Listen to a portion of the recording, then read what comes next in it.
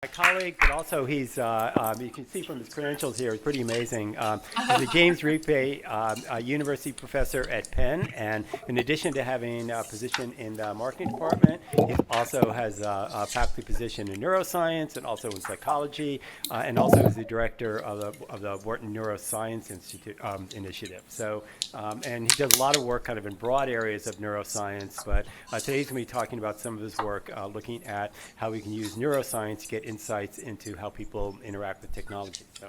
All right, thanks Bob, thanks Shiri. Good morning. It's really great to be here. Great to follow Melanie's talk. Actually, my talk was supposed to actually complement that. So we are, so the Wharton Neuroscience Initiative, what we're trying to do is, and it's very ambitious, very comprehensive, but to take the technologies and the insights and analytical approaches from neuroscience and apply them to questions in business. So how can we use that kind of information to make business more efficient, more effective, and humane? And one of our wonderful corporate research partners, Natalie Richardson back there from Slalom, is here. And you know, part of the reason is because we have basically now a 2-year-long experiment running in their company where we are using wearable brain sensing devices to try to get insights into what changes in people's brains, what's different when they are working together, say in the same room, or if they're working remotely and they're interacting through video conferencing technologies, what's the impact of taking breaks, what kinds of people thrive under those different kinds of conditions. But I'm not going to talk about that today. We had a lot of trouble actually with data collection so far with some of these devices not delivering what we wanted to have them deliver. So instead I'm going to tell a different story. Okay, and this is a story that is both about technology and about branding, marketing. Okay, and it's really so about kind of what your smartphone choice, the brand that you pick, says about how you use your brain. Okay, so how many people here have a smartphone? How many people have one of these lovely Apple products? How about another product? All right, okay, well, we'll see who the psychopaths are, but just kidding.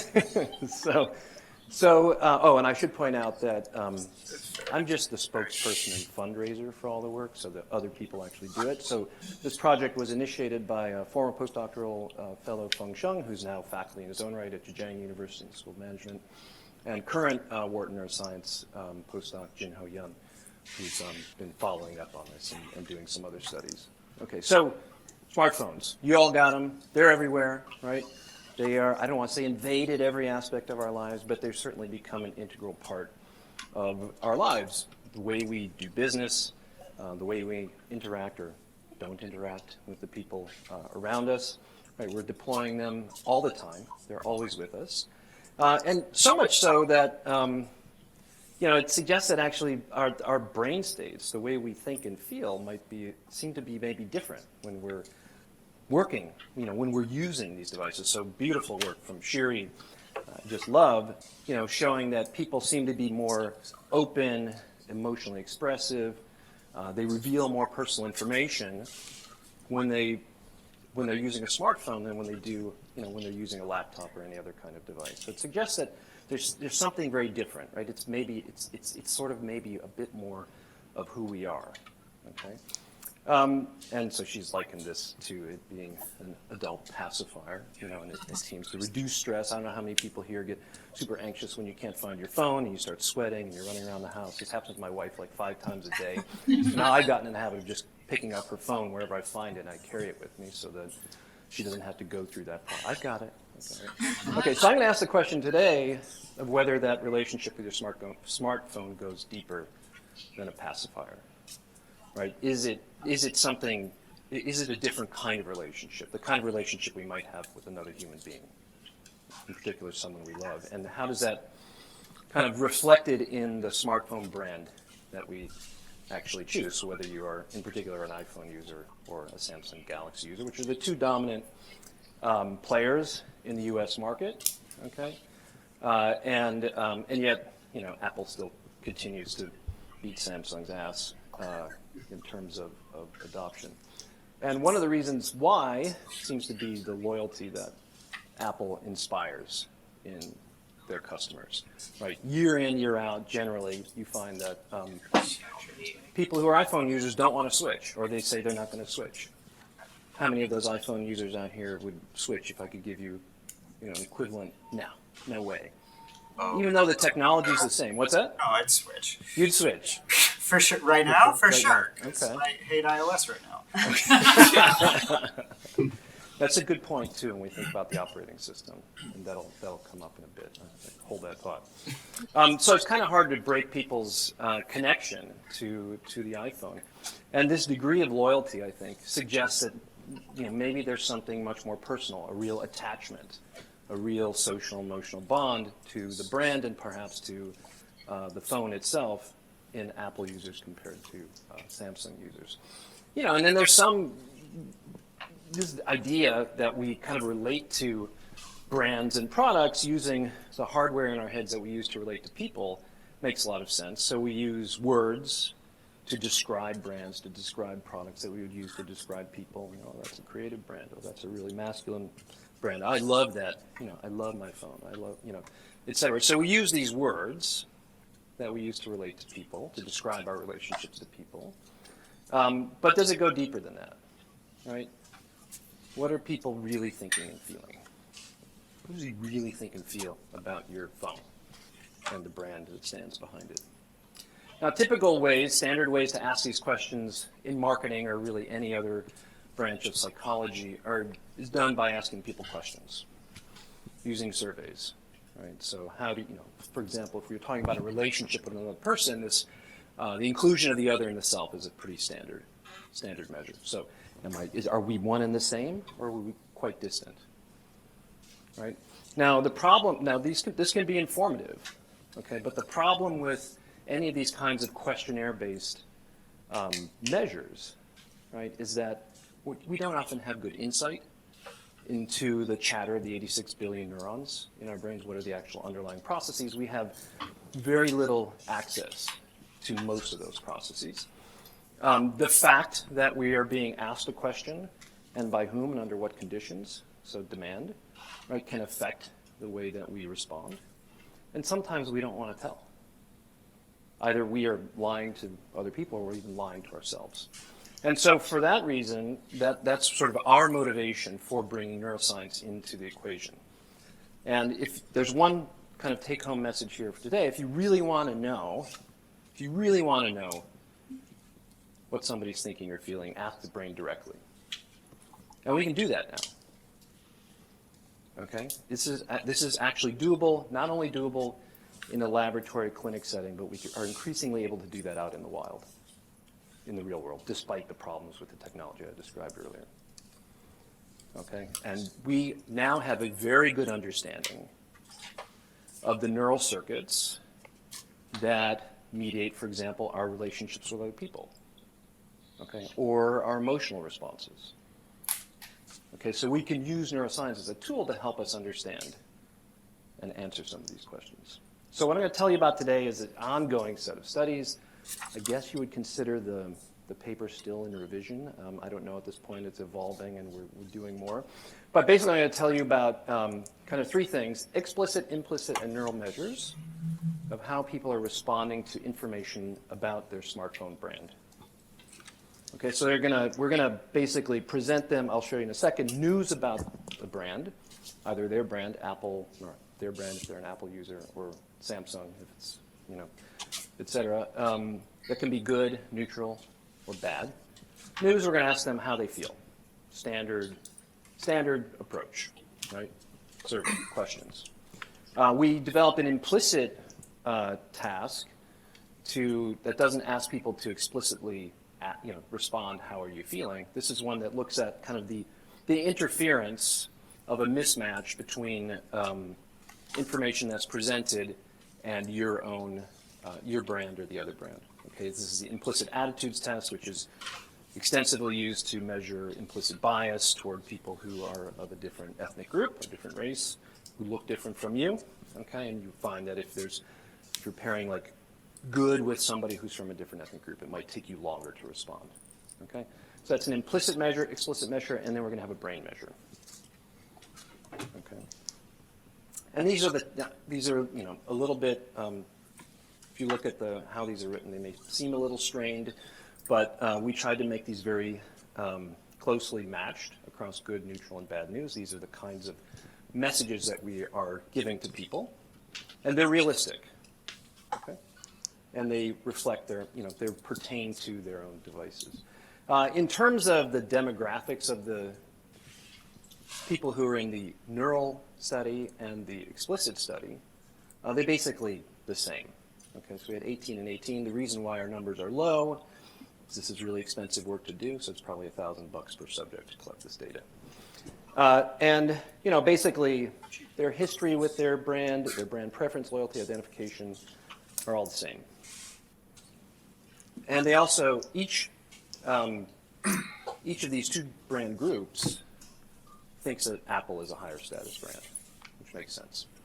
Okay, and that may come up later too. And this is basically how we ran the study. People come into the hospital. They're going to lie down on an MRI machine. Okay. If you've ever done that, it's not the best experience, but people get pretty good at this. And they're going to lie down in there. They're going to see one of these news about brands, and then they're going to respond. How do I feel? Good, bad, somewhere in between. Okay. They're going to see it for their brand and the other brand. And the level of explicit responses. The responses, how are they reporting that they feel? Both Apple and Samsung users are reporting what we would call empathy for their brand, in the sense that Apple customers say, "Oh yeah, this thing is very dim. I feel really good when I hear good news about Apple. I feel bad for bad news about Apple, and a little bit less so for news about Samsung." So it's selected for their own brand. Great, as predicted. Samsung users also report empathy for their brand. So I feel good for good news about Samsung, bad for bad news about Samsung. Great. We also see this other interesting pattern here is a schadenfreude or reverse empathy on the part of Samsung customers. They say, I feel bad when I hear good news about Apple, and I feel good when I hear bad news about Apple.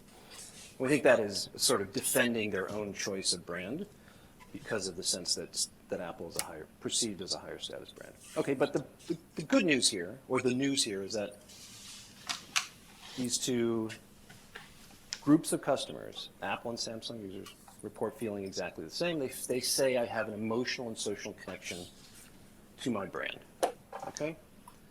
Now we're going to look at the brain data, and the sort of typical way you would do this would be you would have a hypothesis. So if these customers actually have a social emotional connection, a bond with their brand, then we would predict these brain areas would be active, and more active for their own brand than for the other brand. The way we analyze the data is a little bit different from that. This has become more common in neuroscience, which is a data-driven approach. So it's a sort of principled way to do what we call reverse inference, to try to infer what was actually going on in people's heads based on thousands and thousands and thousands of other studies that have been done. And you can basically upload your data to neurosynth.org, and what it does is it goes through in a machine learning way, its topic modeling approach, returns the words, the terms that are most consistent with the pattern of activity that you observed. Okay, so we're just letting the data tell us, based on all the studies that have been published before, which there could be bias, there could be gaps, to be sure. Okay, so what do we find? Well, Apple customers are telling the truth. Okay. So Apple customers show a strong social emotional response to their brand. So we see these areas here. This is sort of if you sliced my head this way and pulled off the right side of my brain, and you're looking in, that's what you'd be seeing. So the posterior cingulate, the anterior cingulate gyrus, the orbital frontal cortex, and the insula. So these are all parts of the brain that are active in response to something happening to somebody else that you care about. So they're involved in empathy, they're involved in emotional processes. Okay, and our data-driven topic modeling approach indicates that this pattern is most closely resembles empathy for another person, social empathy, and emotion. Okay, the emotional component of empathy. What do we see in the Samsung customers? Well, not a lot. Okay, it does not look like what we see in the Apple users, Apple customers. And in fact, there's no no real pattern of activity that relates to anything in these other studies. What's that? I'm curious what you're saying. Sorry, I made a joke. No, I love the joke. I want to hear the The joke. joke was, it doesn't actually say this, but the joke was Samsung users have no brain activity. That's not what it says. Yeah, it This doesn't is say the that. statistics of it, right? Yeah. They don't. It's not that that is a very important point. Because that when you usually, no, I mean that's an important point sociologically, but I think it's methodologically in terms of neuroscience. The typical way of reporting things is you subtract one condition from another, and you go, oh, this one little spot of activity, as if the rest of the brain was not active. It's Right? no And different. that's not true at all. That's not true at all. This is what's different. Yeah, So Samsung just launched these flip phones I saw that. Yes. that connect a little bit more with your identity. Yeah, I'm just going to be really interesting to look at. Yeah, it will be interesting to see. Yeah, unfortunately, this paper will probably never get done because we're going to have to keep repeating the studies as the technology changes. Yeah. I think Apple has its ecosystem. You have iPad, a laptop, Yeah. a phone, and Yeah. so Absolutely. So I think that is a big part of the story, which is that you have this sort of omni-channel experience because you have the iOS, you have all of the different products that go here. You go into the Apple store, everybody, all the workers are wearing the same T-shirts. You know, you're all part of this big team. So there's a lot of differences here in the experience that these customers have with the product and with the brand. But I'm going to show you some more data that suggests there's actually some fundamental differences between just biologically between Apple users and Samsung users. Okay. So anyway, Apple users seem to have their brains are saying they have a strong social emotional connection to the brand of their smartphone. Samsung users not. They have plenty of brain activity. It's just not emotional and empathetic. It doesn't bleed over and extend to their brand. Okay. And in fact, this takes us one step further. If we use as our regressor self-reported feelings, right? That was like how good or bad I feel. You only see that recruiting activity in the brains of Apple users in a systematic way. And again, they are areas that are implicated in empathy and social interaction, empathy in particular, the insula and intercingular gyrus. Okay.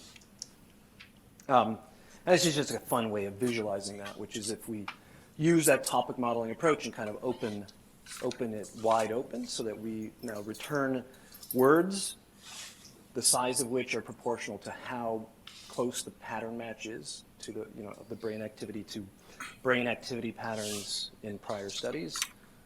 They're different in Apple and Samsung, and I just want to point out that a lot of that is kind of referencing the self. So when you have strong empathy for somebody, it's like that person is part of you. Okay, so I want to now get to this question about whether this is all about what Apple has done, right? The choices it's made, the marketing, the branding it has, campaigns it's launched, like that I'm a Mac, I'm a PC. I think that was pretty pivotal. The ecosystem, and how much is it about the Apple customers themselves? Are they a special breed? I love this Samsung ad. Right, they're a cult. Apple people are a cult. Okay, and if you look at, this is not our data, this goes back about 10 years ago, just looking at the adoption of iPhones when they were introduced versus Galaxy phones, you see that there's this, which is in red versus blue, that iPhones, people who get iPhones because their friends are getting iPhones. You see it spread through these very dense social networks, and you see less of that in Samsung Galaxy customers. And even in our studies, across all of them, we find that iPhone users are, if you just ask them to look back at the last 10 people you called or the last 10 people you texted, there's a bias toward them being within brand. I'm sure we've all experienced that. That's the dreaded blue versus green. You get that green person, they're not part of my team. Okay. So there's a bias here, right, that suggests perhaps there's something different going on in the way that they interact with people. And so what we did now is to just break down the data into good news and bad news and neutral news. And what's really interesting here is that we see that Apple customers are not only responding empathetically, socially, and emotionally to news about Apple, but they are also doing so for news about Samsung. It's just not as much as for Apple, which is, again, also consistent with that self-report data. And you saw that they were expressing some kind of like, oh, I feel a little good. Something good happened to Samsung. Okay? We don't see that in Samsung customers. Okay, so this suggests that maybe Apple customers are indeed a bit different breed, right? That maybe they are, and maybe this is no surprise to anybody here, but they're more social, right? They're more wired to connect with other people. And I think that's really, we haven't answered this question yet because we're going to need to find a way to get a lot more data on this.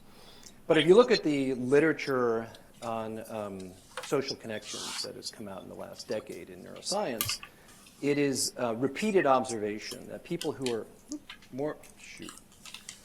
more social,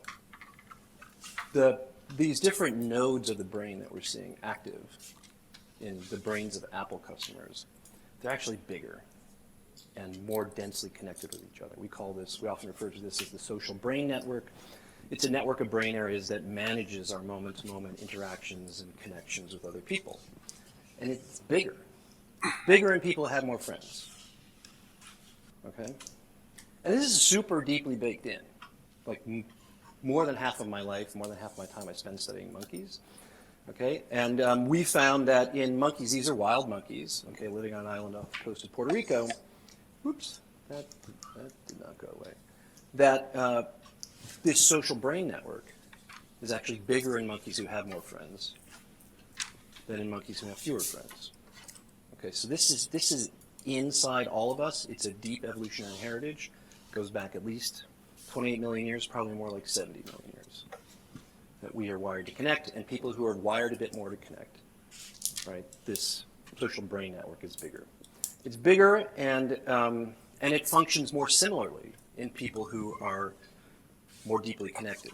So really wonderful work from my friend Talia Wheatley at Dartmouth, who basically, for every incoming class of Tuck MBA students, before they meet each other, she hustles them into the MRI machine and scans their brains while they watch videos and do other kinds of things. And what's really cool is that, these animations did not come out the way they're supposed to, is that there are key parts of this social brain network that that respond more similarly in people who eventually become friends.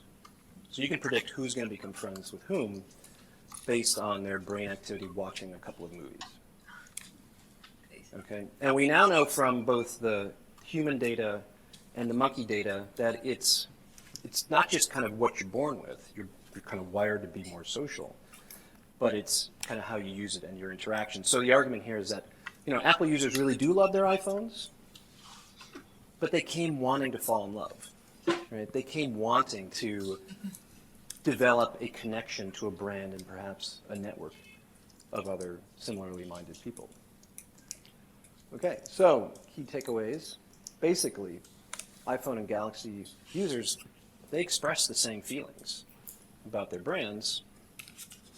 We see that even their implicit responses are the same, but only iPhone users actually show brain evidence of that strong social and emotional connection. And I'm making the argument that this reflects something about the way that they're really wired, which is something we need to test in a much larger database. So I'm sure there are some questions out there, and I certainly never meant to say that Samsung Galaxy customers are psychopaths. Yeah, go ahead. Who knows? We'll see. Crowds, little club card carrying Samsung. So I also know as a Samsung user that an average price of a Samsung is $200, and average price of an iPhone is $700. Absolutely. So would it be essentially that we're just measuring here is the socioeconomic status? Yes. It's possible. But then why are they developing empathy? I mean, so why don't you have that kind of social emotional connection to your phone? Well, I would say that It's utilitarian. I don't know nothing, of course, about iPhones because I never had one. But my prediction would be that it's not that the iPhone makes me smarter and more social and more warm and better meant, but it's just having more money is correlates or a proxy, and maybe have more time to think about those Samsung users. I'm not one of. I mean, the SES is definitely a factor here that it's going to be difficult to disentangle. But the fact is that these Samsung users are just not responding in the same way that Apple users are. And I find that hard to attribute just to how much money they have. Right, this is a very brief response. It's just 2 seconds of For a refresh. fact, it's not that it's okay about people like some people, Samsung. People came to Yeah, for sure. said even For sure. Samsung people thought that iPhones were better because it has that. Yeah. Even more powerfully suggest to me that they would love to have an iPhone that this couldn't afford it. They might. They might. That's a harder experiment to do, but good question. I had. Wait, who was? I think you had. Your hand. Yeah. Yeah. Yeah, so I think if you have Apple product, it's really difficult to switch. Difficult to switch. It's difficult to switch. So you actually using the iPhone for years and years and years. So you generate this, authentic empathy to phone. So you will think phone, it's empathetic not only to iPhone because they have strong emotion towards the phone. When I'm looking at other phone, I'm imagining other people may also have the empathy towards their phone. So I'm basically projecting my feelings to how those people gonna read the bad news about their phone company. So that maybe generate this empathy.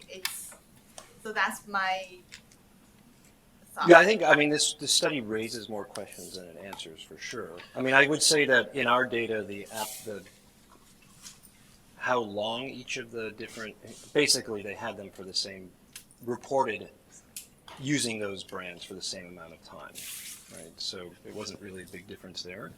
But yeah, how that empathy develops. I'm not saying like the moment you buy an iPhone for the first time, you would become one with the entire brand network of Apple and one with Steve Jobs' ghost. But so I think it's a co-evolutionary process. That the selection of that brand is partially because its appeal to becoming part of that network, part of a family, if you will. And then that is reinforced through all the things that you talked about. You've got this ecosystem, you've got iOS, you've got the experience of going into the Apple Store, which is a very social experience. Absolutely. I saw another hand up over. Oh, no. I had a question, but Amanda had. Oh, Yeah, hi. okay. I guess the question I have for you, and I know we probably have to move on to the No, next. I think we have 2 minutes. How much concern do you have about the data on which you're basing some of these analyses, because you're basically going into this neural network and you're using all of the interpretations of people before you, which could have a lot of like bias and inaccuracies in there based on sort of evolution of knowledge and change over time? Like, what else have you done? Is there another way to validate this data? And I guess my second question also is, why are Samsung users lying? Like, what's Well, I don't know if they're necessarily lying. They may Well, be then- overestimating. They may.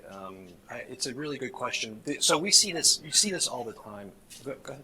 Sorry. I was gonna say, like, Why? why? Like, what's the social? Well, you don't want to seem like unusual or weird, perhaps, when you're being asked those questions. I have no idea. Or you don't like Apple products too? They Like, definitely don't like Apple. They hate Apple. Like, yeah, I mean, I think that. I think that's a big part of the story. Like, I'm a Samsung customer because, well, it's a high quality phone, it's less expensive, and it's not Apple. I'm choosing it because it's not Apple. I mean, very clear that if you're a third, if you're a competitor brand coming into the market, you definitely don't want to target Apple customers because of this bond. It's like ripping them away from their child or their spouse. I will respond to the question about like why is there a discrepancy between what they say and what's happening in their brains? That's like a huge open question in this branch of neuroscience because you see it often. That sometimes what people say is not what their brains tell us. And so what does that mean? Right. So and finally, the other question, like, what else are you doing to first of all, the pattern of activity for empathy right, is very robust across, probably hundreds of studies. But we're using other technologies to try to look at, kind of to triangulate this. So we're running an EEG study, for example, which there are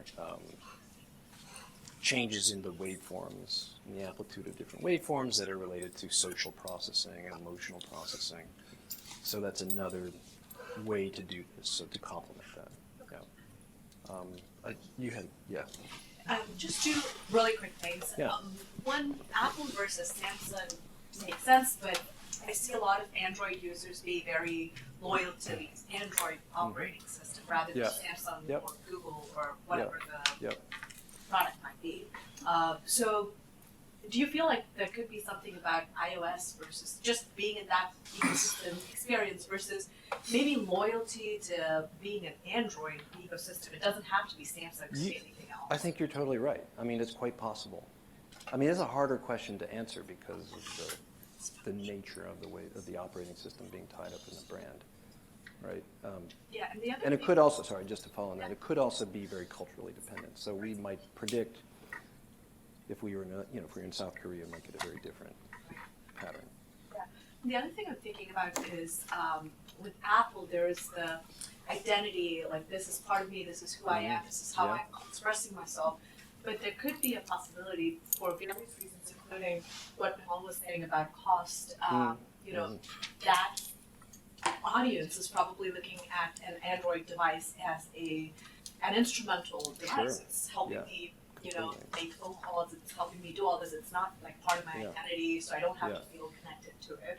Right. Do you feel like there could be something about looking at a brand/device as instrumental versus this is part of who I am, self-expressive? Yeah, I mean, I will, so I think that, our next tack on this is to look at other product domains in which people show very strong identification and connection. So like Coke versus Pepsi, classic, where, in the brain, you deliver the same brown sugar water to somebody, and you tell them it's Coke, and they're a Coke lover, you get this kind of pattern of response, and you tell them it's Pepsi, and you get nothing. So I think that that's sort of the next step. We chose smartphones because it seems to be such a personal part of who you are, and people do have this very strong seeming emotional connection to it. But yeah, these are great questions. Bob, you're probably over time, so. Okay. Yeah, I think we got to be setting up. Yeah. Okay, Cool. Yeah, awesome.